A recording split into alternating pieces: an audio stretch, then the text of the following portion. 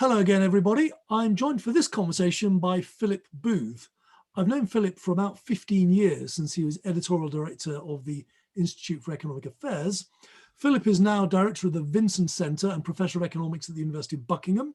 He's professor of finance, public policy and ethics at St Mary's University, and he remains a senior academic fellow at the Institute of Economic Affairs. So Philip, thank you very much for joining us, hugely appreciated.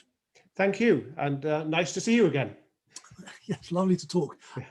So Philip and I have been discussing Hayek, Friedman related questions for a decade and a half. Philip's an expert on Hayekian economics. He's very interested in Catholic social teaching, and I suspect some of his views are going to come out in the conversation we're going to have.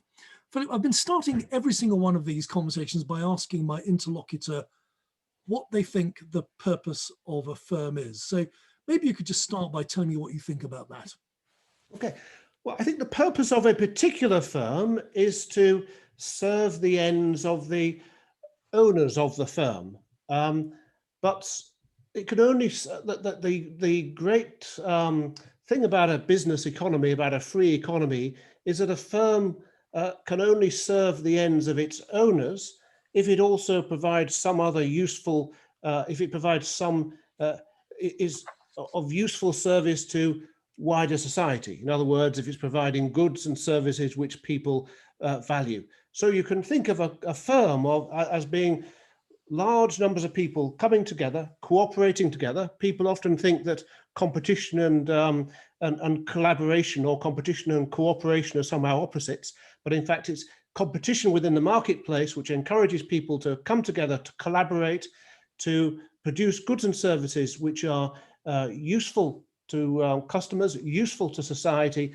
and thereby making profits for the owners of the firm, or meeting other objectives that the owners might have. Okay, so to summarize, a firm is a social device that enables cooperation, and ultimately the shots are called by the owners. So the firm exists to serve the owners, but it does so by cooperating over useful things. Is that fair? Yes, and by serving society. Otherwise, the owners wouldn't be able to make profits from selling goods and services. Okay, so Friedman thinks that the owners of the firm are the shareholders. Do you agree with him? I do agree with him. There might be lots of nuances there, depending on exactly how a business is established, and one could, in principle, contract a whole range of different forms and have different types of shareholders which have different ownership interests. But by and large, in the kind of public company that we've come to know, at least in the US, the United Kingdom, Australia, and so on, it's the shareholders who are the owners of a firm. Okay, so that means, I guess, gluing your two answers together, the role of a manager in a firm is, as Friedman says, to do pretty much as the owners, i.e. the shareholders, would like her or him to do within the bounds of the law. Is that fair? That's exactly fair.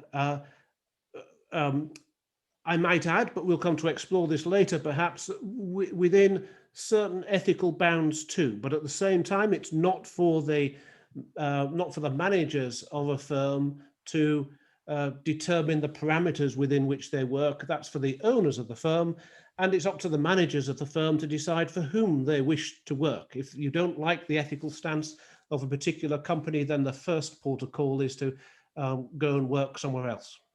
So one of the other videos, I've pushed this point a bit by coming up with a hard example, which is cobalt mining in the Democratic Republic of Congo, where children are frequently involved in the mining. And arguably that's legal in the DRC. Certainly no one does anything to stop it happening much of the time. So if you're a manager working for a mining company where children are doing that sort of thing, it's legal. And the shareholders would like you to do it by assumption, even if in practice they might not. Does that mean that you either put up or leave, or do you have any moral agency here? Can you try and stop the firm from employing those children? Okay, so let's think about this from what in Catholic social teaching we would call a virtue ethics framework, which is actually a framework that I think implicitly many people do employ when they're at work, even if they've not studied virtue ethics or been schooled in that type of way. So let's assume that you're managing, if you like, the subsidiary in the African country, and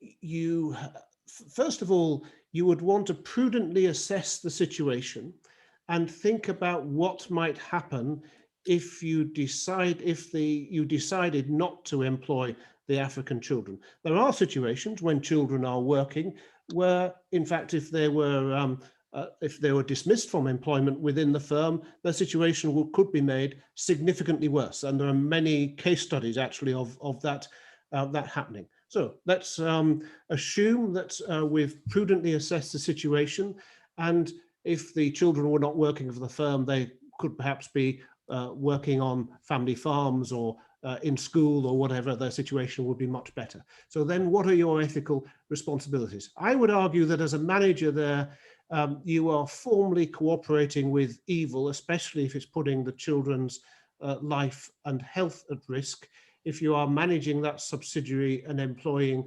the children. If the shareholders haven't particularly expressed any opinion about the matter, then it would be reasonable for you to, I think, not employ the children. You do have that kind of discretion as a manager. The owners are not determining your every move when you are a manager. You do have discretion. But if you know that that would be contrary to the view of the owners, for example, if it reduced the profits of the subsidiary, then I think your option really is to resign. If you think that from that position, there might be some rare circumstances if you thought that by staying in position you could change the views of the owners. If your own life or that of your family was likely to be seriously impaired, let's say this was the only job you could have, and a family member had a serious health danger which might kill them, then carrying on working, you might have to balance which is the lesser of two evils in some way. But the general position, I would say, is that if you find yourself in a situation where you're formally collaborating with evil in that sense, then your option would be to resign your position. Okay, so to summarize, we think of the manager as being endowed with what a virtue ethicist would call practical wisdom. She or he is a phronimos, is capable of weighing up the situation, understanding the context, and understanding what the right action is. And if the contract is silent, the manager, in your view, is entitled to exercise his or her moral agency by not employing children, because to employ more children will be to cooperate with evil. But if, by your account, the shareholders insist that you employ children, I guess you're saying, unless you would starve or your children would starve, continuing to work with that shareholder is cooperating with evil, and you kind of have a moral obligation to withdraw, to resign. It's not just an option, it's almost an obligation. It is, yes. And people are in this situation, every day in corporate life, and it's good that they do consider these things seriously. There were people who resigned from banks when they realized what was about to happen in the financial crisis, because they thought that their banks were doing reckless things with other people's money. So these are real life situations, and the particular virtue that you have to exhibit is that of courage, really. First of all, to tell your shareholders, and secondly, in the end, to resign your position. So, given that the shareholders are in this situation, you're describing shareholders who are cooperating with evil, actually causing evil. Yeah. Is it your position that the obligation to change is entirely the shareholders, or do we have an obligation to agitate, to argue with, to persuade the shareholders? No, everybody who can has an obligation, I think, to agitate for change. Well, no, that's an exaggeration, because there are lots of causes where we might decide to agitate, and we have to choose what is our own, what particular causes we're going to follow. But if you're a manager, yes, I think you have. You are obliged to bring it to the attention of shareholders. If you resign your position as a manager, I think it would be appropriate for you then to make the situation public. There are then, of course, lots and lots of campaign groups which try to change public opinion, and they do that so that shareholders are more or less likely to take decisions to do things such as employ children in those situations, because the value of their company will decline as a result of them not following what Friedman described in his Newsweek article as ethical customs. So I'm interested that in this notion, say the shareholder's doing something that's evil, the virtuous person doesn't do it and withdraws from the company. But perhaps the most efficacious way to persuade the shareholders to change their minds might be to stay inside the company and to agitate with the workforce to change the shareholder's position. Are you claiming that that would be inappropriate or wrong or immoral or something like that? No, not necessarily. There are a number of groups, not just church groups, but church groups have been in the headlines for doing this recently, who are in exactly that situation of deciding whether or not to sell shares in companies which are, for example, involved in fossil fuel mining or oil drilling, etc. And the argument against selling the shares is if you remain an owner, then you can try and change the policy of the company. That's an argument. That's a matter of prudence, which you do. Right, but that's an argument about shareholders. I'm wondering about managers. Maybe the most appropriate person to persuade shareholders to change their mind might be the managers or a unionized workforce. Oh, absolutely. Like yes. Yeah. No, so you decide to stay in the firm, disobey the shareholders and say, fire me or change. Sure. No, but the situation is still the same, that you can make a prudent judgment based on the situation, that if you really think that you can change the situation, then it might be reasonable to stay within the firm and do that. So courage is one virtue, the courage to resign when it's your living. Prudence is another virtue, that you might not take a rash action when a different action might actually lead to a better result. But it sounds like you're saying that the manager's ultimate goal here is to stop the shareholders doing what they're doing, which is to employ children. It's not simply to obey the law. Yeah, I'm saying there are certain ethical rules, and if managers have ethical principles, it's reasonable for them to try to change. We live in a free society, and it's reasonable for them to try to change the minds of the owners of the company about those ethical principles, if it's only the owners who ultimately can take a decision to have a different way of mining.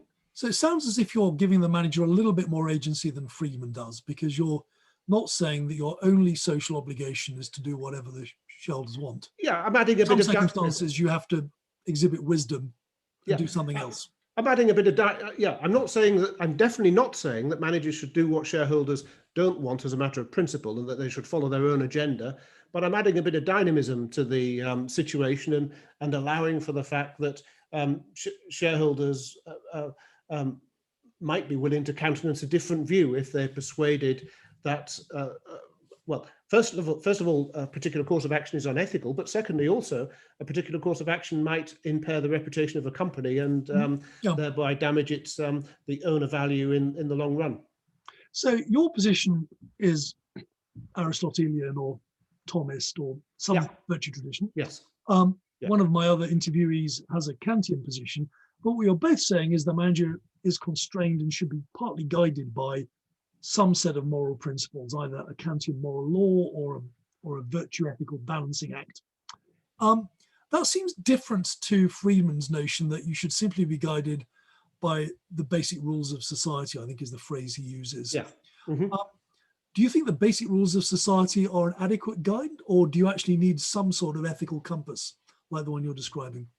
Well, it depends what the basic rules of society are. So I believe that the ethical principles, as a Christian, I believe that those ethical principles ultimately come from God, who we could distinguish between right and wrong. We all have good in us, we all have the capacity to do evil, and we all have the capacity to cultivate vices like gluttony and lust and so on, and we all have the capacity to cultivate virtues such as prudence and courage. So if it may well be that the ethical customs of a particular society with which Friedman would have been happy are, in my view, entirely wrong, and there are a whole range of mechanisms, not just within the business world, to try and change those ethical customs.